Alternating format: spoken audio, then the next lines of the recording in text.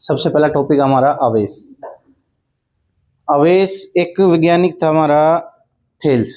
Thales ने क्या महसूस किया सबसे पहली बार कि जो एम्बर होता है ना, एम्बर एक प्रोडक्ट होता है, ठीक है, प्लास्टिक की तरह ही, जिसको पहले आभूषणों में लगाया जाता था, मोती टाइप, लाल रंग का, हरे रंग का, ठीक है। उसको जब उसने रगड़ा और रगड़ने के बाद साइड में रखा उसको साफ करके, तो हुआ क्या, आसपास के जो भी कण थे, मिट्टी के कण थे, भूसे के कण थे, वो अपनी ओर आकर्षित करने लगे, ठीक है। तो उसने महसूस की इस चीज को कि भाई इस अंबर के अंदर है ना कोई ऐसी ताकत है जो रगड़ने के बाद आवेशित हो जाती है और अपनी ओर खींचती है, ठीक है। और इसके बाद थेल्स के बाद आता है विलियम गिलबर्ट। विलियम गिलबर्ट क्या था? विलियम गिलबर्ट से पहले एक और आता है, हाँ विलियम गिलबर्ट ही आता है। विलियम गिलबर्ट ने क्या बोला कि एक एम्बर ही इकलौता ऐसा पदार्थ नहीं है जो अपनी ओर आकर्षित कर रहा है, इसके अलावा और भी वस्तुएं हैं जो रगड़ने पर आवेशित हो जाती है और अपनी ओर आकर्षित करती हैं, ठीक है। किस किस का नाम था वो? एबोनाइट थी, सल्फर थी, प्लास्टिक थी, कांच थी, ठीक है। उसके बाद वैज्ञानिक जो आता है उसका नाम है बेंजामिन फ्रैंकलिन। उसके मन के अंदर क्या चीज आई, जो आसमानी बिजली है मैं इसको महसूस करना चाहता हूँ। उसने पतंग उड़ाई और पतंग का एक्सपेरिमेंट है जो बहुत ज्यादा मशहूर है इस मामले में, ठीक है। उसने पतंग उड़ाई और जो आसमानी बिजली थे उसके आवेश को महसूस किया, उसको झटके भी लगे 2-3 बार, ठीक है, आसमानी बिजली के।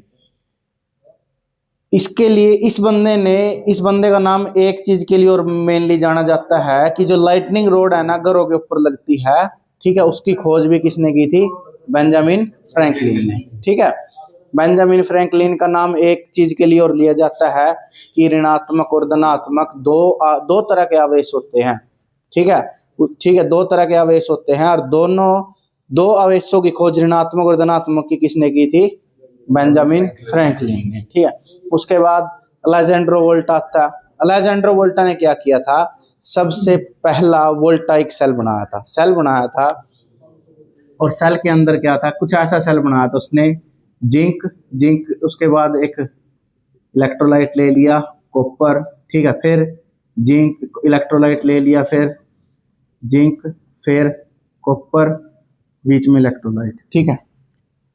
तो उसने एक वोल्टाइक सेल बनाया था, एक छोटी बैटरी बनाई थी सबसे पहले अलेजेंड्रो वोल्टा ने, ठीक है। और इसकी जो क्षमता थी वो कितनी थी? 24 वोल्ट थी। इसने और इसके पास चेक करने के लिए कुछ था नहीं, इसने है ना पहली बार इसको महसूस भी अपनी जीभ के द्वारा किया था अलेजेंड्रो वोल्टा ने, ठीक है। इसके बाद कई साइंटिस्ट आए, कहीं गए, कहीं और कुछ रहा, ठीक है, चलता रहा इसमें। अब बात आती है कि जो आवेश था, आवेश दो तरह के हो गए हमारे पास, एक हो गया पॉजिटिव, एक हो गया नेगेटिव, ठीक है। आवेश के कुछ गुण भी होते हैं, जो इसके गुण है वो देख लेते हैं हम, कौन कौन से इसके गुण हैं। सबसे पहला तो क्या है, मेरे पास एक बॉडी है, सबसे पहला इसका समेशन ऑफ चार्ज, बीजगणितीय योग। मेरे पास एक बॉडी है, ठीक है, बॉडी के अंदर मेरे पास 2 कूलाम है, 3 कूलाम है, -2 कूलाम है, +4 कूलाम है। तो पहला जो गुण है आवेश का, किसी आवेशित बॉडी का, ये कहता है कि एक बॉडी के अंदर कितने भी चार्ज हो, कितने भी आवेश हो, मायने नहीं रखता, मायने रखता है कि कुल बॉडी का अंदर जितने भी चार्ज है उनका बीजगणितीय योग कितना है। इसका बीजगणितीय योग कितना बन जाएगा? 7। तो इसका मतलब इसको ऐसे दर्शाएंगे कि इस बॉडी के ऊपर कितना चार्ज है? +7 कूलाम, ठीक है। अब बोल रहे हैं कि ये किसी बॉडी के ऊपर +7 कैसे आ गया? किसी बॉडी के ऊपर +7 -7 ये कहां से आता है? कहां से आता है ये चार्ज? ये आता है, अभी देखते हैं। वैसे तो चार्ज का एक और नियम है, एक नियम तो हो गया ये, दूसरा नियम क्या हो गया इसका? आवेश का संरक्षण का नियम। इसका मतलब क्या? आवेश को पैदा भी नहीं किया जा सकता, आवेश को पैदा भी नहीं कर सकते और नष्ट भी नहीं कर सकते, इसको केवल और केवल क्या कर सकते हैं? स्थानांतरित कर सकते हैं। यानी कि आवेश को एक वस्तु से दूसरी वस्तु में स्थानांतरित किया जा सकता है। अब स्थानांतरित करने के क्या क्या तरीके हैं हमारे पास? पहला तरीका तो हमारे पास आता है घर्षण का। घर्षण में क्या होता है, देखो मेरे पास एक बॉडी है, शुरुआती दौर में कोई भी बॉडी हो, मेरे पास ये पेन है, ये डस्टर है मेरे पास, शुरुआती दौर में हर एक वस्तु अनावेशित होती है, उदासीन होती है, उसके पास कोई चार्ज नहीं होता।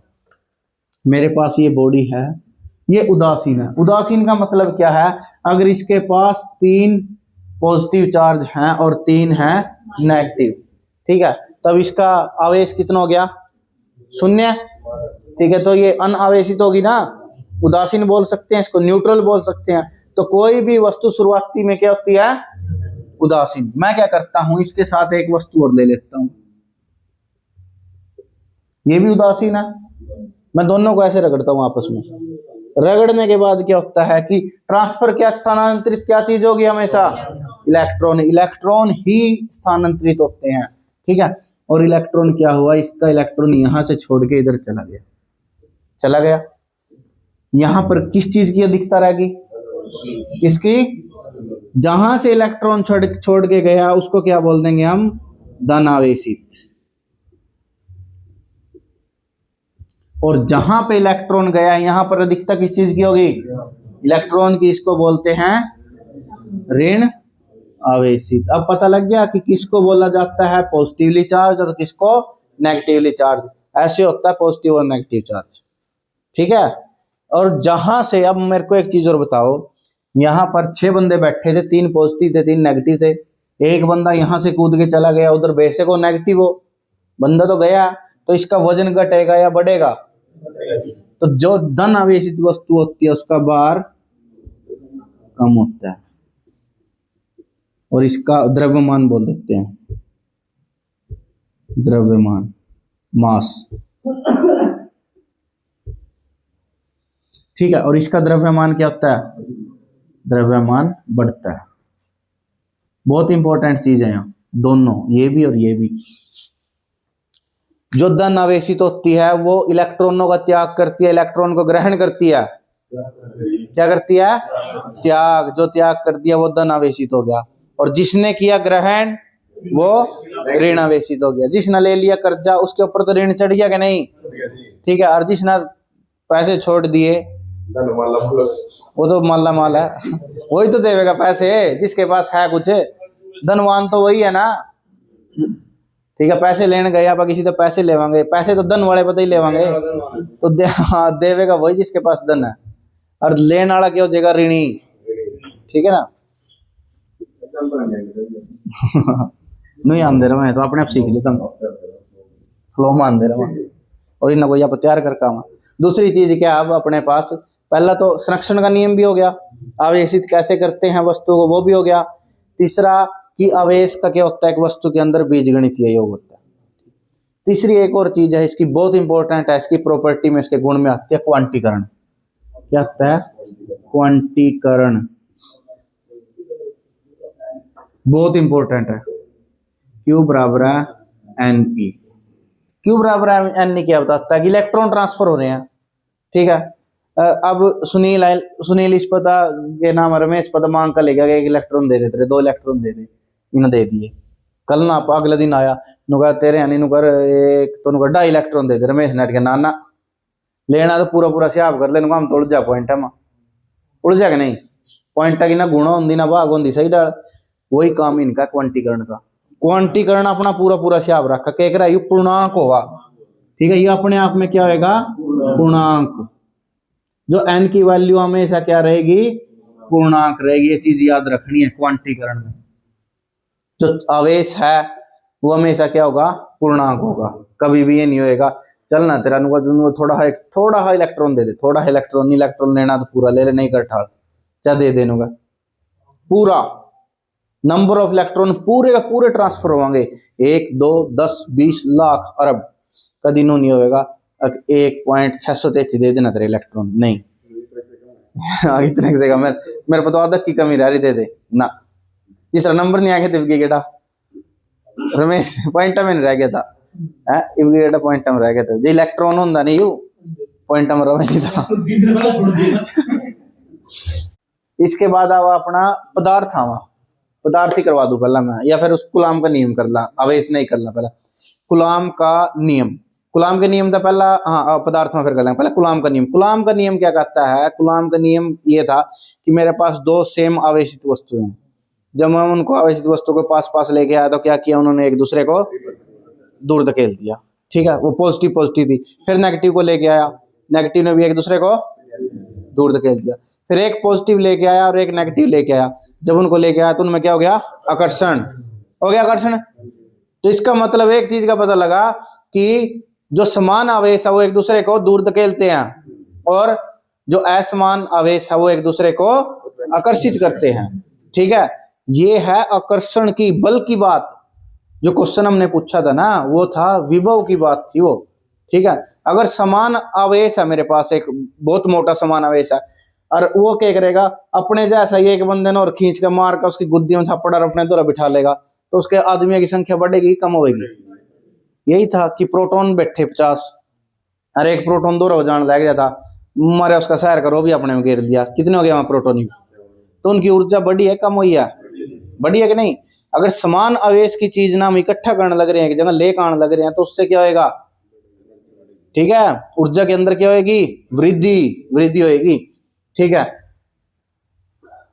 हाँ, पहला नियम हो गया खत्म, समान असमान आवेश को हो गया। दूसरा नियम क्या बोलता है, बहुत इंपॉर्टेंट है, कि जो बल लग रहा है ना, समान में लग रहा हो, आकर्षण का लग रहा हो या प्रतिकर्षण का, वो वही बल की कुछ ना कुछ संख्या होगी, कुछ ना कुछ क्वांटिटी तो होगी, कितना बल लगने लग रहा, तो वो किसके ऊपर डिपेंड करेगा, किसके ऊपर निर्भर करता है? कह रहे हैं कि वो निर्भर करता है बल हमारा दोनों के आवेश के गुणनफल के, दोनों के आवेश के गुणनफल के क्या होगा वो, ठीक है। और दोनों के मध्य दूरी के क्या होगा, व्युत्क्रमानुपाती उसके वर्ग के। अगर मैं इसको समानुपाती शब्द को खत्म करने के लिए लिख देता हूं के, ठीक है, और के की वैल्यू है मेरी 1/,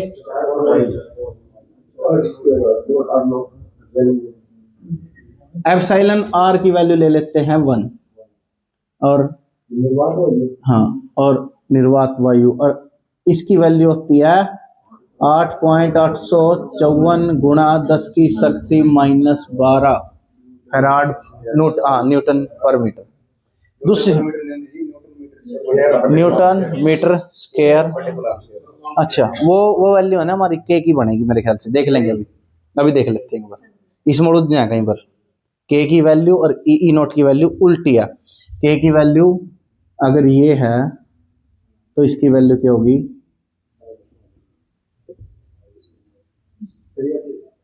उल्टी तो है, हाँ ठीक है ना, कोई नहीं, देख लेंगे इसको, अभी देखेंगे, पहले इस चीज पर ध्यान रखो। इसकी वैल्यू मैं बोल रहा हूँ बार बार याद रहनी चाहिए, एक इसकी वैल्यू और एक परमेबिलिटी आती है म्यू नोट, उसकी वैल्यू भी, ठीक है। पहले इसकी करते हैं, ये समझ गए यहां तक, इसमें कोई दिक्कत नहीं। इसकी बल की तो होती है न्यूटन, ये तो याद करवाने की जरूरत नहीं है। बात आती है कि जब मैं अगर दोनों आवेशों का मान बढ़ाकर कर दूं दोगुना, आवेशों का मान बढ़ा के क्या कर दिया, तो बल क्या करेगा, अगर ऊपर वाली चीज बढ़ रही है ना तो ये भी बढ़ेगा, नीचे वाली चीज बढ़ रही है तो ये घटेगा, नीचे वाली कितनी बढ़ा लो ये घटेगा, ऊपर वाली बढ़ रही है तो ये बढ़ेगा। आवेशों का मान मैंने दोगुना कर दिया दोनों का, अगर दोगुना कर देता हूं तो मेरा क्या हो जाएगा, ये 4 गुना। अगर एक आवेश का मान बढ़ा के करता हूं दुगुना तो 2 गुना, अगर एक आवेश का मान बढ़ा के करता हूं 3 गुना तो 3 गुना एक का, अगर दोनों का मान 3 गुना बढ़ा देता हूं 3 गुना 3 9 गुना, अगर ये कर देता हूं मैं 2 गुना तो ये क्या हो जाएगा 1/4, ये कर देता हूं 3 गुना तो ये क्या हो जाएगा 1/9, क्योंकि ये कम होएगा इसके बढ़ाने से, दूरी के बढ़ाने से। इस चीज का ध्यान रखना, अगर दूरी ज्यादा हो रही है तो बल की वैल्यू घटती चली जाएगी, ठीक है। अगर दूरी कर देते हैं आधी तो बल, सोचो बल कितना लगा, फिर सही लगा ना, इन ना बड़े समझो तुम, ठीक है। इसके ऊपर आवेश में और क्या रह गया हमारा, आवेश लगभग, आवेश में एक चीज और रहेगी भाई, फिर इलेक्ट्रिक फील्ड, बहुत इंपॉर्टेंट है ये भी। इलेक्ट्रिक फील्ड इंटेंसिटी, विद्युत क्षेत्र प्रबलता, विद्युत क्षेत्र तीव्रता। ठीक है, ये किसके बराबर होती है? ये होती है बल बटे आवेश, बल बटे आवेश। ठीक है, बल है F बटे क्यू, ये निकल जाएगा हमारा K क्यू बटे R का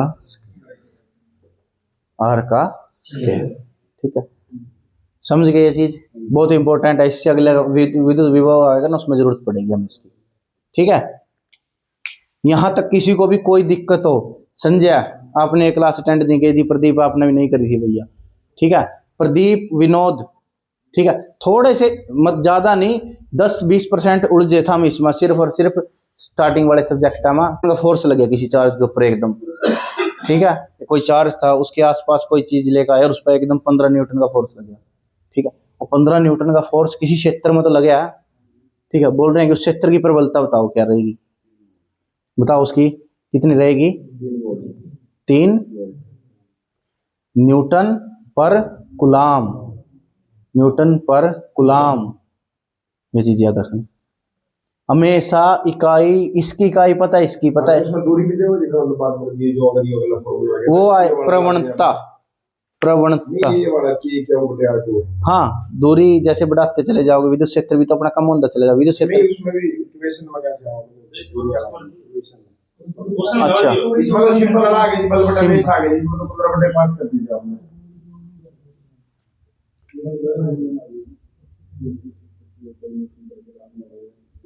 दूरी दोगुनी करने पर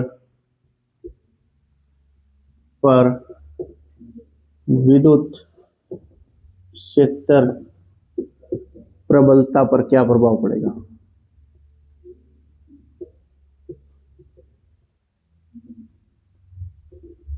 क्या प्रभाव पड़ेगा बताओ।